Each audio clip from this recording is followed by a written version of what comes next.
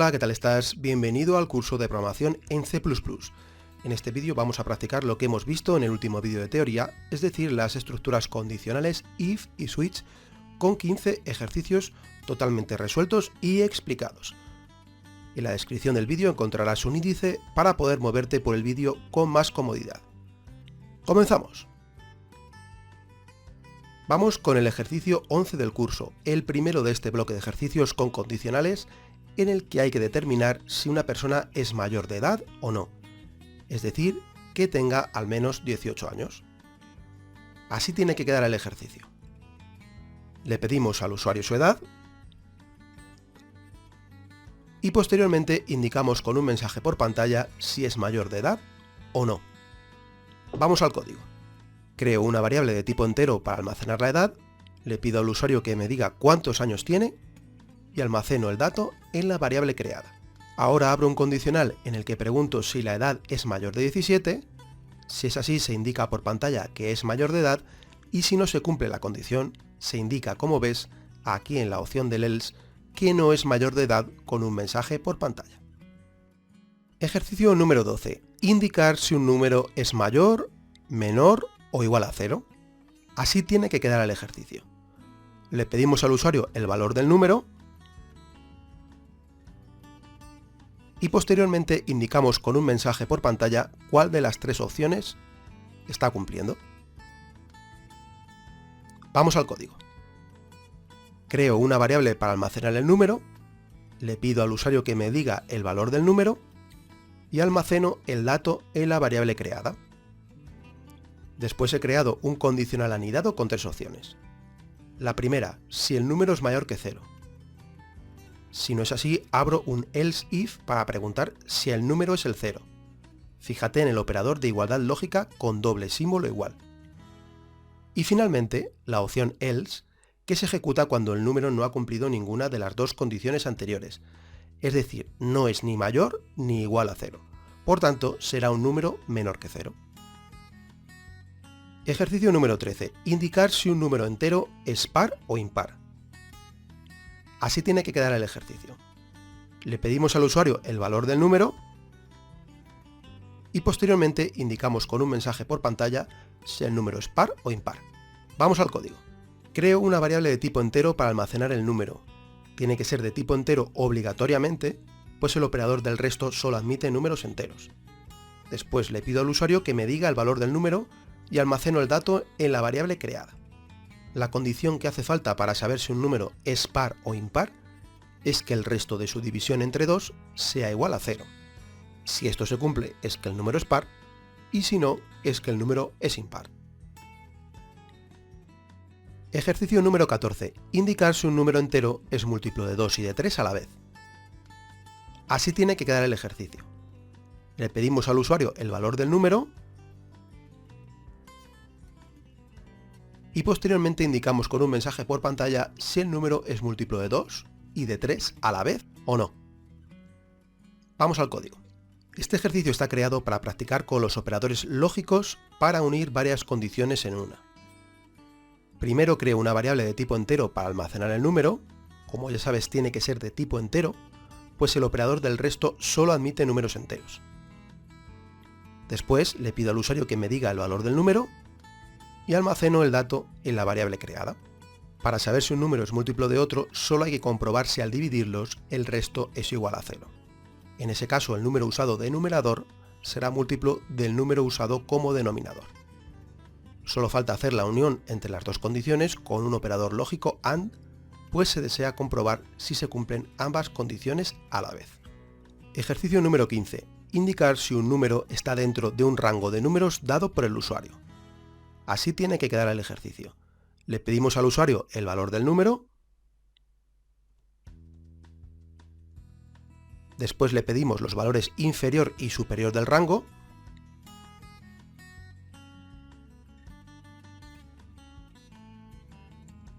tras esto se indicará con un mensaje por pantalla si el número está dentro del rango o no. Veamos el código. Creo tres variables para el número, el valor inferior del rango y el valor superior del rango. Las he creado de tipo entero, pero hubieran podido ser de coma flotante sin ningún problema. Hago una comprobación primero para asegurar que el valor del rango inferior es un número inferior al del rango superior. Si no es así, muestro un mensaje de error. Si el rango está bien puesto, se pasa a comprobar si el número está dentro del rango con la siguiente condición compuesta. Si el número es mayor o igual que el rango inferior y a la vez menor o igual que el rango superior, entonces es que se encuentra dentro del rango, y si no, es que está fuera del rango. Fíjate en cómo el sangrado nos sirve para entender más fácilmente la estructura del código. Ejercicio número 16. Indicar el número mayor de 3 números dados. Así tiene que quedar el ejercicio. Le pedimos al usuario los 3 números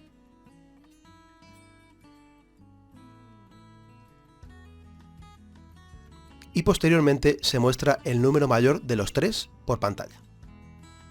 Veamos el código. Creo 3 variables para los números. Le pido al usuario sus valores y los almaceno en las variables correspondientes. Posteriormente pregunto si el número 1 es mayor que el 2 y el 3 a la vez. En ese caso, obviamente el 1 será el mayor.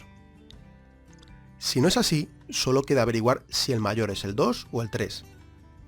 Así que en el else if pregunto si el número 2 es mayor que el 3.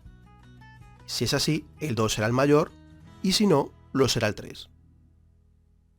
Este código es válido también, con evidentes modificaciones, si lo que se busca es el número menor de los 3 en vez del mayor. Ejercicio número 17. Ordenar 3 números de mayor a menor. Así tiene que quedar el ejercicio.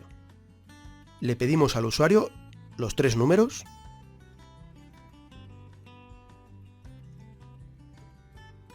y posteriormente se muestran por pantalla ordenados de mayor a menor. Veamos el código. Creo 3 variables para los números. Le pido al usuario sus valores y los almaceno en las variables correspondientes. Ahora, aprovechando parte del código del ejercicio anterior, pregunto con este condicional si el número mayor de los 3 es el 1. Si es así, tengo que averiguar si el 2 es mayor que el 3 y lo hago en este condicional, o si el 3 es mayor que el 2. Ahora, en el else if estaríamos en la parte del programa en la que sabemos que el número 1 no es el mayor. Si se cumple esta condición es que el mayor de todos será el 2. Solo quedaría por averiguar el orden de los otros 2 números, lo que hago con esta condición. Si se ejecuta este else de aquí, es porque ni el número 1 ni el número 2 son los mayores, con lo cual tiene que ser obligatoriamente el 3. Así solo quedaría saber el orden de los otros 2 números y lo averiguo con este condicional. Fíjate una vez más cómo es de importante controlar la estructura y la legibilidad del código cuando trabajamos con condicionales anidados. A eso nos ayuda el uso del sangrado y el control de las llaves.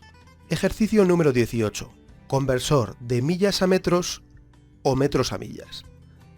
Ya hicimos un conversor en el ejercicio número 3, en este caso de dólares a euros, pero ahora vamos a mejorar el tipo de conversor dando al usuario la opción de usarlo en las 2 direcciones. El ejercicio debe de funcionar así. Pedimos al usuario que elija la opción que desee mediante un número. Si elige una opción distinta del 1 o el 2, mostraremos un mensaje de error. Si ha elegido una opción válida, le pedimos el valor que quiere convertir y le mostramos un mensaje por pantalla con el resultado. Vamos a echar un vistazo al código. Aquí he creado 2 constantes de tipo coma flotante para guardar los 2 factores de conversión que nos hacen falta. Después le muestro un pequeño menú al usuario para que elija la opción que desee y guardo la elección del usuario en la variable que he creado. Ahora he optado por hacer la estructura condicional con un switch, pues me ha parecido que se ajustaba mejor que con un if, pero desde luego también se puede hacer con un if. Así, si el usuario elige la opción 1, le pido el valor en millas y le muestro el valor convertido en metros. Si elige la opción 2, le pido el valor en metros y le muestro el valor convertido en millas. Para cualquier otra elección que haya podido realizar el usuario, mostramos un mensaje de error. Ejercicio número 19. Conversor de euros a distintas monedas. Continuamos con los conversores. Creo que este va a ser el último de momento. Con un conversor de euros a las monedas de México, Ecuador, Perú, Argentina y Colombia. El ejercicio debe de quedar así. Pedimos al usuario la cantidad de euros que quiere convertir. Después elegimos una de las opciones que nos ofrece el programa. Si se elige una opción no válida, habrá que mostrar un mensaje de error.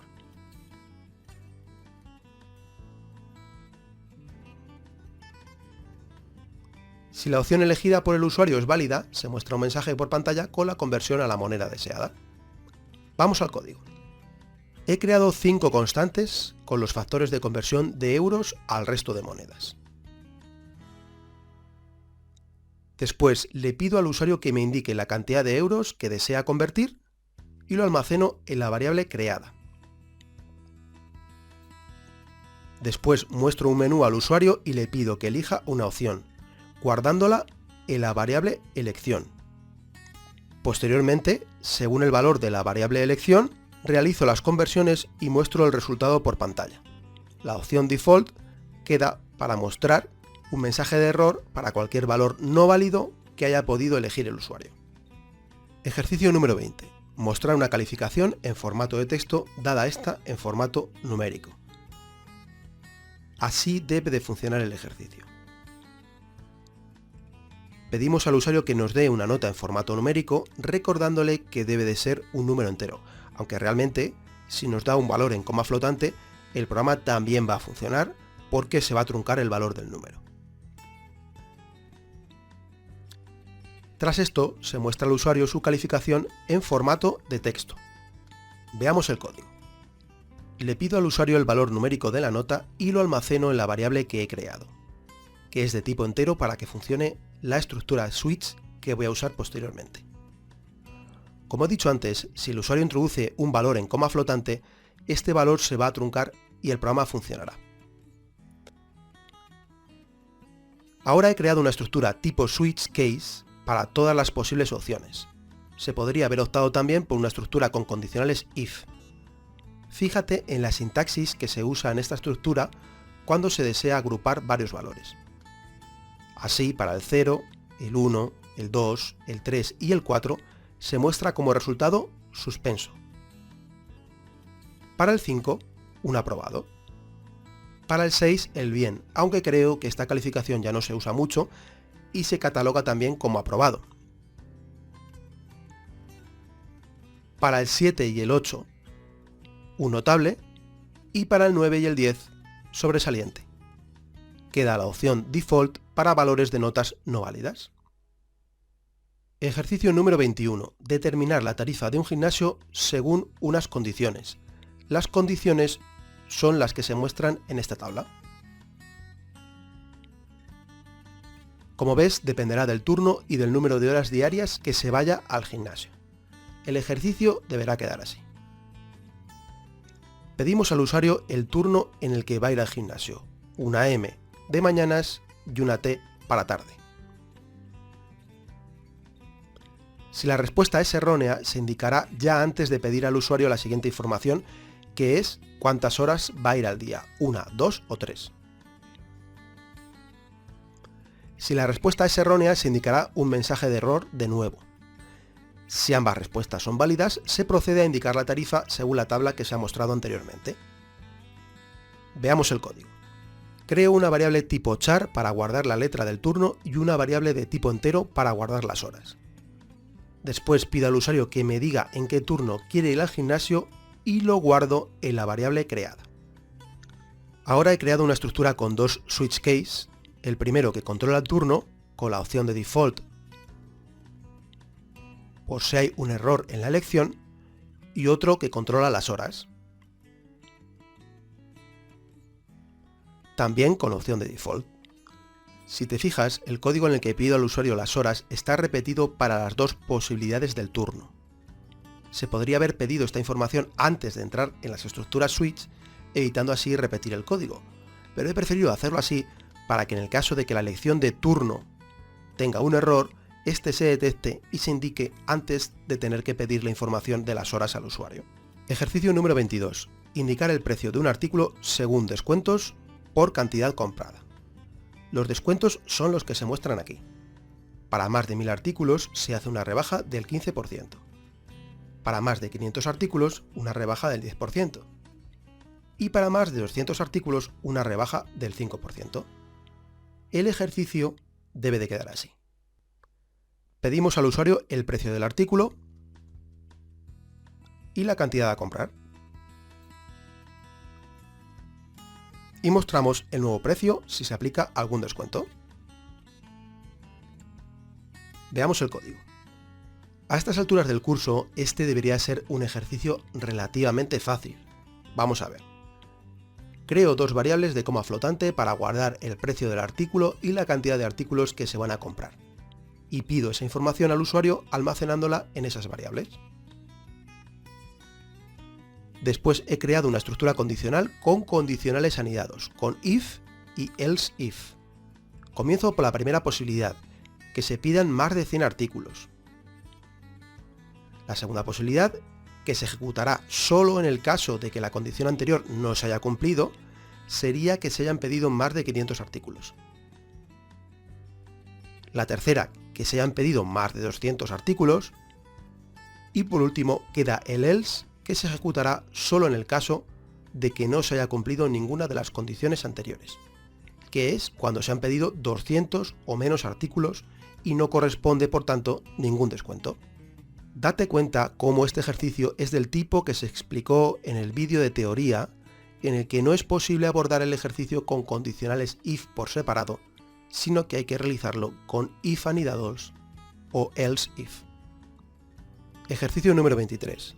Determinar si un número de 3 cifras es capicúa. También se indicarán los casos en los que el número solo tenga una o dos cifras o el caso de que tenga más de 3. El ejercicio debe de funcionar así. Se pide al usuario el número a analizar. Y después se indica si es o no capicúa. Como se ha dicho anteriormente, también se indicará un mensaje si el número de cifras no es 3. Vamos a echar un vistazo al código. Le pido al usuario el número y lo almaceno en la variable creada. Ahora obtengo la primera cifra con el resto de dividir el número entre 10. Ahora quiero quitar esa cifra del número para pasar a la siguiente cifra. Eso lo hago dividiendo el número entre 10. Recuerda que esta expresión es equivalente a dividir el número entre 10 y volverlo a asignar a la misma variable. Ahora, si el número se queda con un valor de 0, es porque solo tenía una cifra y hay que indicarlo con un mensaje. Conviene quizá recordar que si el resultado de la división es un número en coma flotante, se truncará al ser una variable de tipo entero. Si el número tiene más de una cifra, continúo con el programa y vuelvo a dividir el número entre 10. Date cuenta de que en este caso no he almacenado la segunda cifra del número, pues no me hace falta para saber si es capicúa. Ahora, en el caso de que el número sea 0, es porque solo tiene dos cifras. En ese caso, también se muestra un mensaje y se acaba el programa.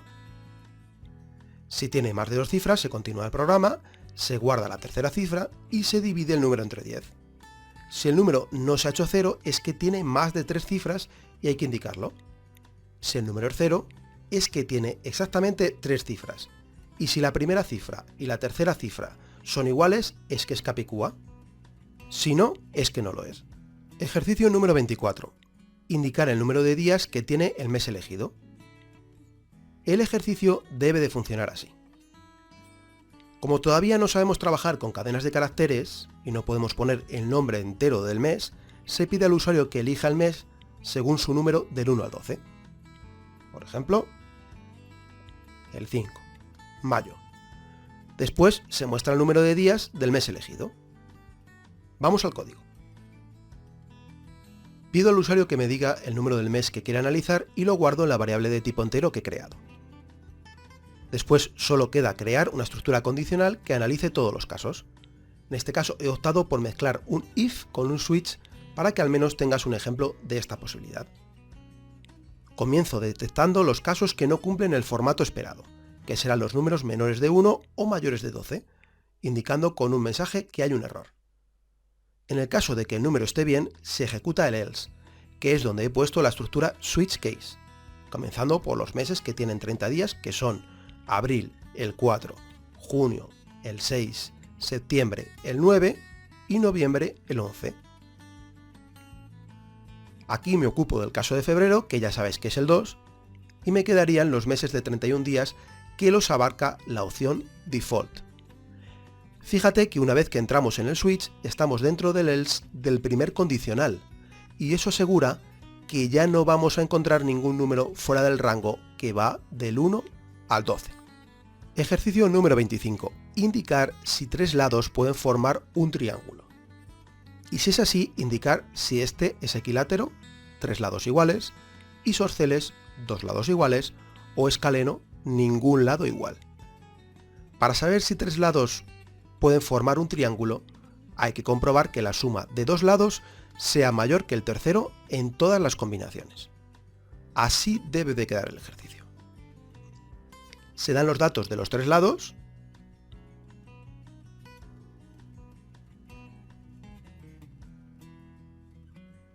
y se da la solución por pantalla. Veamos el código. Pido al usuario el valor de los tres lados y los guardo en las variables creadas. Calculo las sumas parciales y las almaceno en tres variables.